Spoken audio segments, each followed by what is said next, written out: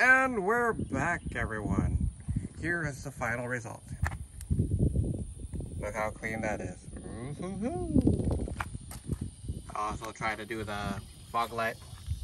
Fog light probably needs to get replaced. The plastic is a little bad. There's the unclean one, unclean fog light. And here's what we started with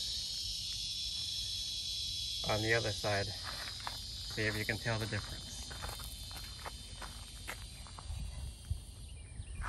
We can definitely tell the difference, and this product gets our thumbs up. You see on that angle, the passenger side, that light is really bad. It's really yellowed out.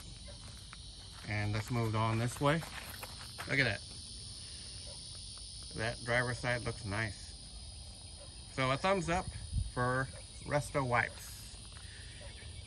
Go ahead and comment below, like, subscribe. And I'm not sponsored by RestoWipes, but if they want to, they can contact me. Thank you, and we'll see you in the next video.